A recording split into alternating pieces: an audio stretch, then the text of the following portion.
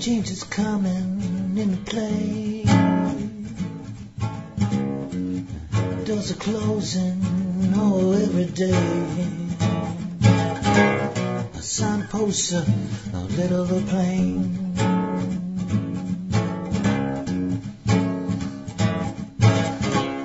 But they're all men. Oh, they're going insane.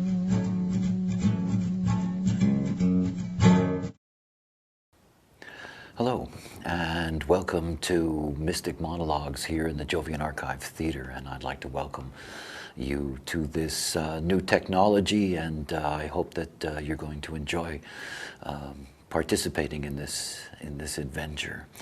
Changes in play. Well, that's the story, really. I think it's the story about the nature of why human design in that sense is here in the world. I think human design is here in the world because change is in play. And it is a way for us more than simply to be able to see the obvious, that is the transformation of the life that's possible for any human being with this knowledge.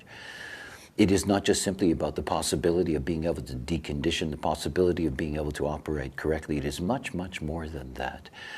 One of the most dynamic themes in my work that has been there throughout my entire career is something that was placed within me at the beginning of my process. That is that this knowledge is for the unborn, in the sense that this knowledge is for the future, and it's for the future in order to be able to protect human beings and protect them as we enter into what is an entirely different age. Everything about the work of putting human design out into the world has been a struggle dealing with those that are conditioned. But the true beauty of this knowledge lies in the fact that it opens up the possibility for those that are coming into the world to be able to be treated correctly, and to be fed correctly, and to be raised correctly, and to be able to have all the possibilities and opportunities that are there for them to be able to realize their unique potential. I think it's important to understand that this knowledge, in a sense, is not to be taken for its spiritual context, but for its true mechanical purpose. In other words, to be able to provide us with guidelines in order for us to be healthy and correct, regardless of the times that we are living in, and times that are quite tumultuous, and the times that are coming. I'm going to take you on a journey today. And I'm going to take you on a journey into really what is the story of our time. And the story of our time is something that is deeply connected with what is referred to as global cycles. Global cycles are a way in which we measure the precession of the equinox, the way in which we can look at the larger cycles that have affected life on this planet. As a matter of fact, looking at the world through the precession of the equinox is something that was deeply a part of Hindu Brahmin culture for thousands and thousands and thousands of years. It is one of the extraordinary things about global cycles is that given we have the mechanical framework within the context of the mandala, the body graph, it gives us an extraordinary opportunity to be able to understand the impact of any given cycle and the quality of what a cycle may be. In global cycles, which is a study in and of itself, one of the things that we look at is we look at the movement of main cycles. These main cycles take about 400 years, and these cycles take the name of a right-angle cross. We happen to be in the time of the cross of planning. In fact, I think it's very difficult for anybody to even possibly imagine what's coming, because the cycle that we have lived in, we have been living in for so long. It began in 1615. That's a long time ago. It began in 1615, this cross of planning cycle. Let's think about this cross of planning. I'm going to show you an illustration now. And this is the main illustration, in a sense, of what we're going to be looking at. But I want you to have a feel of the drama, if you will, the dynamic. This particular illustration, by the way, was created by Marianne Winiger, who created a whole series of these. They're very beautiful. They're also very practical and deeply informative. And when you're looking at this, please look to the left side in the middle. And if you look to the left side in the middle, you see a keynote that says, "The way." And that you'll see beside that keynote, there are two gates that are, well, referenced. The 25th gate and the 37th gate. The cross of planning is the 37, the 40, the 16, and the 9. These 4 gates make up the cross of planning. So let's think about it for a moment. Let's think about this keynote, the way, and just let's think about these keynotes in relationship to these major elements of this cross. The way has been family, the 37. And of course, we're dealing with its opposition in this. We're dealing with the 40th gate on the other side, the gate of the temple, what we are going to work for, what we are going to bow down to, what we are going to build in homage. And the 3740 is the channel of community. It is the channel of community, it is the channel of the bargain, and this is one of those rare crosses that has within it a definition, which means that the 3740 has been dominating as a background influence since 1615. Now think about what it brings. First of all, it's tribal. It's tribal. And as you can see, the way is rooted through the family and the tribe. The 37, the first line of the 37 represents the mother and the father. And the 37 is something that is constantly calling out. It's constantly calling out for the needs of the tribe to be fulfilled by the power of the ego, what is there in the 40. And what we get out of the 3740, what we have in this world around us is all the byproduct of the way in which the 3740 has influenced us since 1615. With the beginning of nation states, with the beginning of the vast expansion in population that turned tribes into nations. That what we're looking at is the foundation of all of this supported by the 3740. And what is it about? That 3740. It has many things that are its glue. One of them is the marriage bond. One of them is the contract. One of them is the themes of loyalty and trust. And of course, betrayal. It's all there in the 4037. Wherever you look on this planet, it doesn't matter what society you look at, what culture you look at, you see everything is built on the 4037. Everything is built on that tribal configuration. But that's not all that's there in the cross of planning. That has been the background of the development of our so-called civilized modern societies, and the way in which these modern societies always need to pay attention to those who are part of the society, to be concerned about them, to look after their welfare. The 3740 brings schools and hospitals, it brings police departments and garbage collection, it brings armies, it brings all kinds of things. It brings the world that we live in. And along with that, you have the 9 and the 16. Now, both of these are logical. They're collective. The 9 is this incredible gate of the deep power of focus on detail in order to be able to bring about great success and perfection. We have never lived in a more detailed era, ever, ever, ever. I mean, compare what was available in 1615 to what you can Google today, or Yahoo, or whatever. It is unbelievable the amount of detail that is there, and that detail is supported by the background frequency. It's supported by it. This step by step, what happened in 1615, the birth of the great secular religion, science. Real science based on fact supported by the community. In 1615, London was reeling from the plague. The community said, hey, can't you figure out something like basic hygiene? Like a clever sewer system? All of a sudden, the community and the new secular science found a great relationship to each other. Look at the way in which humanity today bows down to scientists. How they bow down to doctors. All the time. It's built into the background frequency that is there, and then you have the 16. Oh, what a delight it is, that 16th gate.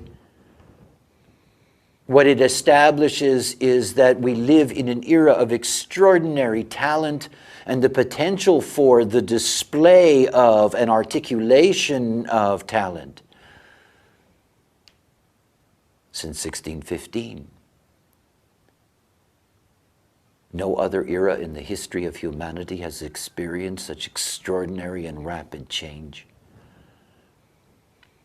And everything about our ability to be able to advance the way we have advanced in all of these years, everything about that, our ability, is because there is this background frequency. This background frequency that binds us together. This background frequency that says we have to create services for the poor, the desperate, those that have famine, those with disease, those that are left out. We have to find a common brotherhood. We have to have world peace. We have to create the United Nations. We've got to bring everybody together. This is the cross of planning at work. And it's not like this background frequency is some kind of intellectual story. It's in your cells. Everything about us is about how imprinting works. We are constantly being imprinted in the sense that we are getting these conditioning imprints from everything around us, from the planets around us, from the neutrino ocean pouring out of the stars, and from the background frequency that dominates any age. Now something is happening. Oh yes, something is happening. You see, this cycle that we're in, this cross of planning cycle, it began in 1615. It's going to end in 2027. It's going to end in February of 2027. It's going to end in 18 years. We are in the last nodal cycle of this 400-year plus cycle. Now think about everything about our way of life. Think about the modern way of life. Think about a city, any major city in the world, and think about how it survives. I mean, think about it. How does it survive? It survives by the bargains that are structured through community. It's the only way. That it survives through this incredible detail applied to it. Think about New York City first thing in the morning and all the people who want to eat. Think about all the food that's got to get there. Think about how that food's got to be, brought in, distributed, transformed. How we have these relationships with everything around us. The whole world now is an interdependency. A huge interdependency, and an interdependency that is maintained by the background frequency, and the background frequency is fading fast. And you see, nobody on this planet is prepared for it. Nobody. In a sense, it's not even something consciously that you can prepare for, because it's hard to understand what that will be. See, I know it in smaller ways. I understand how profound that impact can be. I've been following the nodes throughout my entire career. The nodes 3 times in every 18, actually in every 9 years, form oppositions, through oppositions form definition. That is the channel 4323 or the channel 4037 or the channel 2034. It means that everybody on the planet for somewhere around 2 months is going to have an influence that is universally conditioned, and everybody is going to have to deal with that. My classic example was a couple of students of mine that I took to a cafe one day, very early in my career. The nodes were in the 4323, so everybody had this connection of the ajna to the throat, and we were sitting in this cafe and everybody was just chatting away. And I took them there and gave them the timing, so we sat there and waited for the 4323 node configuration to close, to end. and to once again leave that system open and free from the conditioning, so that all those people in the cafe who are, I knowing, because that's what comes out of the 4323, all of a sudden at that moment there was the most incredible silence. The most incredible silence.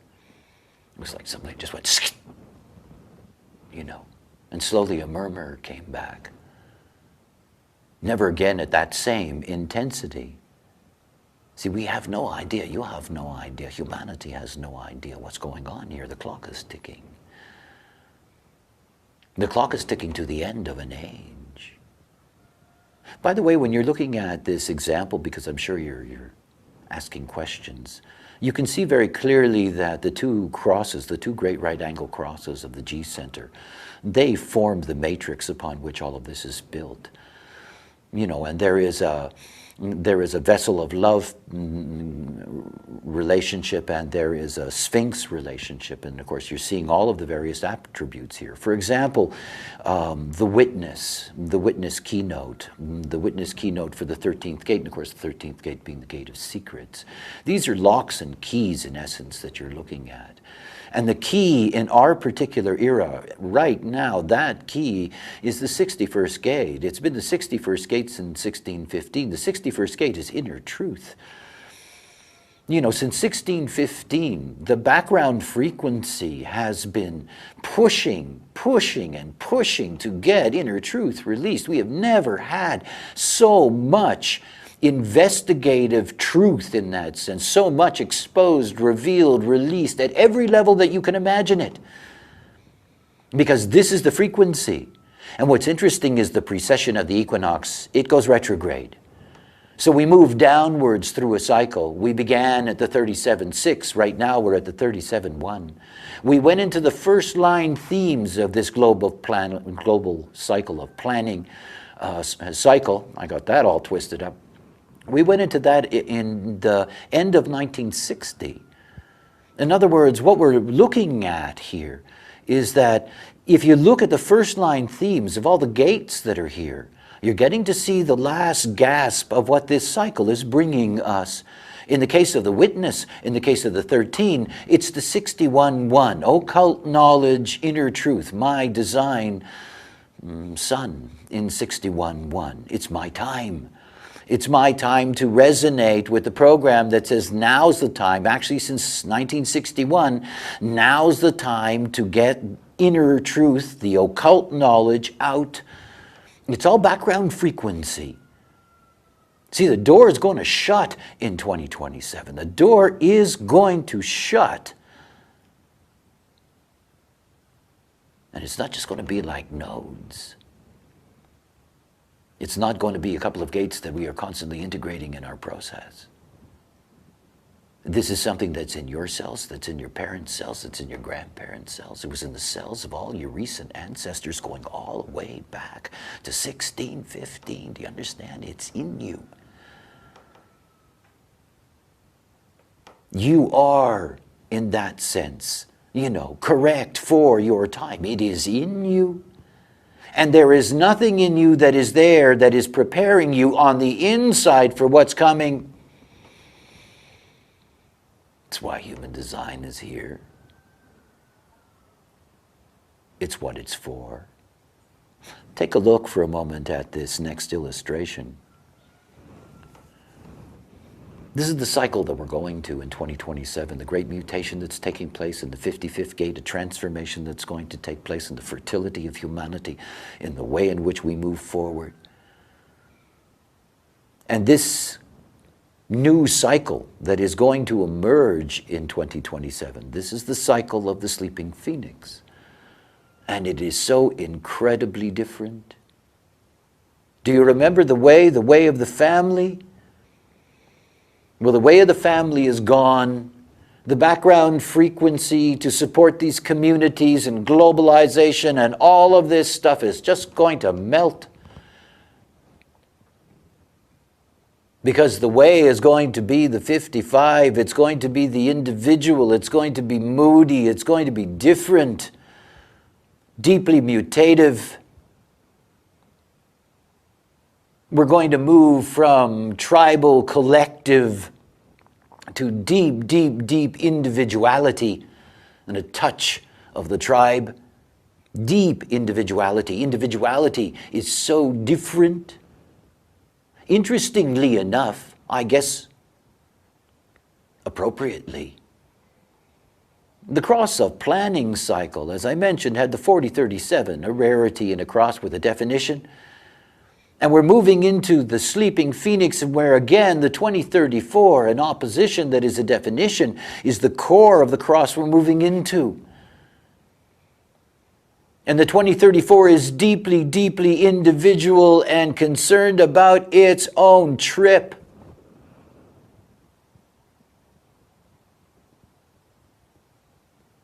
Look at the world around you now. Changes in play. Look at the financial institutions of the world as they totter. Look at our inability, regardless of our goodwill, to be able to deal with some of the most fundamental problems in the world: disease, poverty.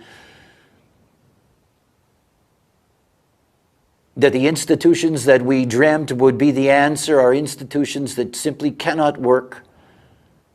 They do not. You know, there was this condemnation that ended up in the popular press about the me generation and the problems of the me generation. Well, I am the I generation. You see, human design is not here for now. It's here for that tomorrow that's coming closer day by day by day. We are not going to have the support systems. Our children are not going to have the support systems that have been there for us and our ancestors.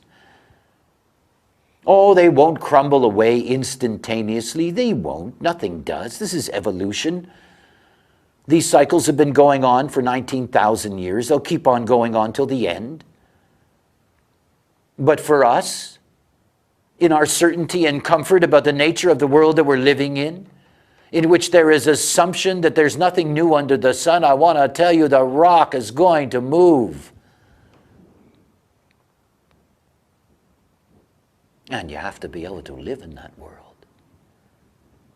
See, we're living in the remnants of the seven-centered world, where you gave your authority to everything else, and it was perfect during the cross of planning because the authority made a bargain with you, and it said with you, look, you trust me, I'll look after you. Don't all our politicians tell us that movie? You trust us, we'll look after you. Well and good, so far. But you see, it's coming to an end. We're entering into an era where you say, who's going to look after me? And nobody answers. There is no one to give your authority to, because nobody wants it. Nobody wants to be responsible for you. They got to take care of themselves.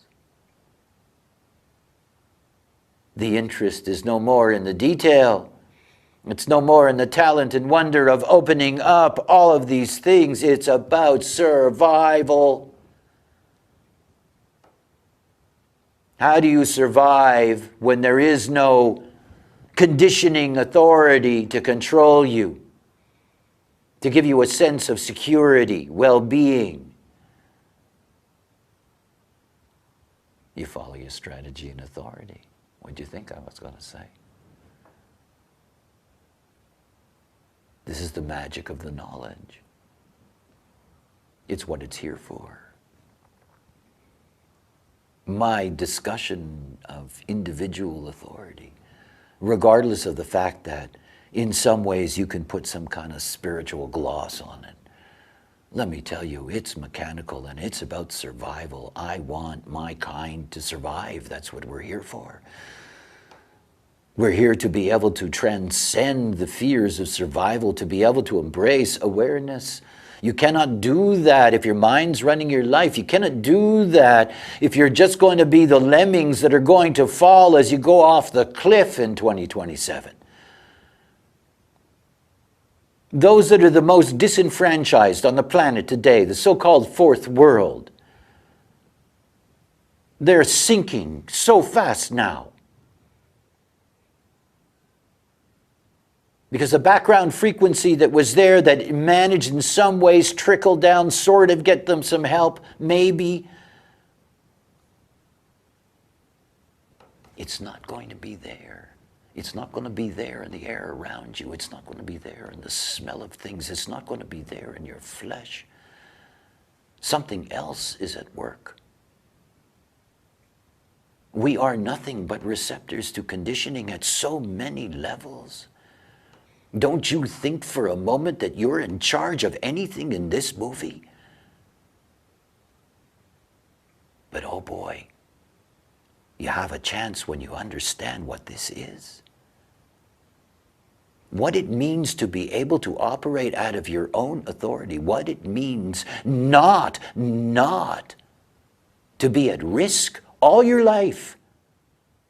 That either the authority you want to trust is not trustworthy, or there will be no one, looking for somebody. I teach the love of self. The love of self arises out of the sense of well-being that comes when you manage your own life correctly. Change is in play. Watch it in the movie around you every day of your life and understand something. Operate correctly, it means nothing. Not to you. Teach those who need to be taught, who are ready to be taught. Pay attention to all of those in that sense so that they understand what is possible for their children. To learn to find oneself, to learn to live by one's own authority. This is not about an awakening movement. I'm a mechanic. You look at the plans, and the plans say, look, it's very simple. You do this, and everything's okay. You don't need that authority out there to help you survive, to tell you what to do, to control your life. You don't. And you better be equipped. And it's not up to anybody else. It's up to you. Just you. The beauty of this knowledge. One person at a time. Follow your strategy and authority. And thanks for taking part. Until next time, bye for now.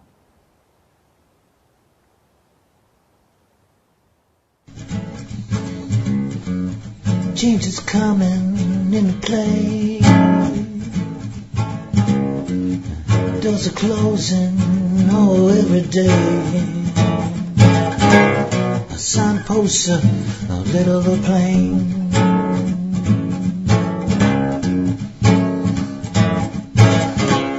But they're all men.